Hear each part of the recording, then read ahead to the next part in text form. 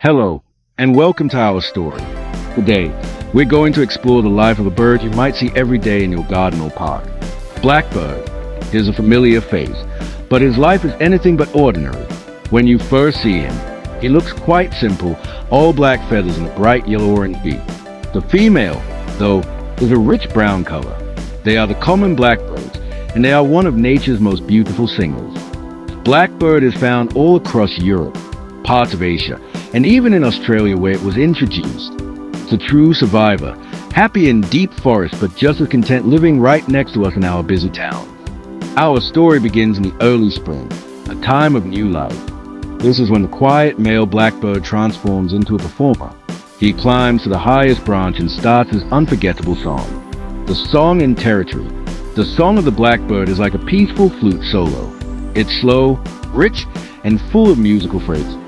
He sings to tell all the other males, "This is my spot." This special singing spot is a territory. A territory is a patch of land he must defend. It has to be big enough to find food for family. He will chase away any other male blackbird who dares to enter his space, often with a quick, loud chattering call. He spends hours singing. It's his way of saying to a potential mate, "I am healthy, I am strong, and I can protect the nest." The song is his promise of a good life together. Soon, a female, sometimes called a blackbird hen, arrives. She is attracted by his powerful song. After a careful courtship, which includes special body movements and shared feeding, they become a pair, nesting in family life. The next step is building a home.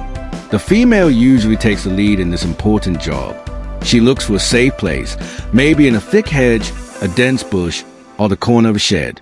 The nest is a work of art. It's made from grass, twigs, and moss, all held together with mud. This mud is crucial, making the nest strong like a small, smooth cup. It's a perfect cradle for the eggs. She lays 3 to 5 eggs, which are beautiful pale blue-green with small brown spots. She sits on them patiently for about 2 weeks, keeping them warm while the male brings her food and continues to guard their territory. The moment the chicks hatch, the pace of life speeds up dramatically. The tiny babies are helpless, blind, and covered in light fluff. They need a huge amount of food all day long.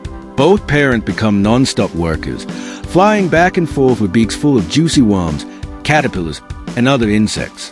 They are experts at finding food, especially by listening for the tiny movements of worms underground. Growing up in danger, the baby blackbirds grow incredibly fast. They need to because the nest is not a safe place to stay for long. Predators like cats, squirrels, and larger birds are always looking for an easy meal. In just under 2 weeks, the young birds are ready to leave the nest or fledge. They look clumsy, with short tails and speckled feathers. They can't fly well yet, and this is the most dangerous time of their lives. The parents stay close by, still feeding the fledglings and keeping a very close watch. They use a sharp alarm call to warn the young ones to freeze and hide whenever danger is near. If they survive these first few weeks, the young blackbirds learn how to find their own food and navigate their world. The parents might even start a second family right away, raising 2 or even 3 broods in one summer. The cycle continues. As the year turns to autumn, the songs slow down. The blackbird stops worrying about defending a family and start preparing for the cold months. He switches his diet from worms and insects to berries and fruit. Blackbirds that live in colder places might migrate or travel to warmer areas for the winter, but many, especially those in our gardens, simply stay put. They rely on their wits and the food we sometimes leave out to survive the frost.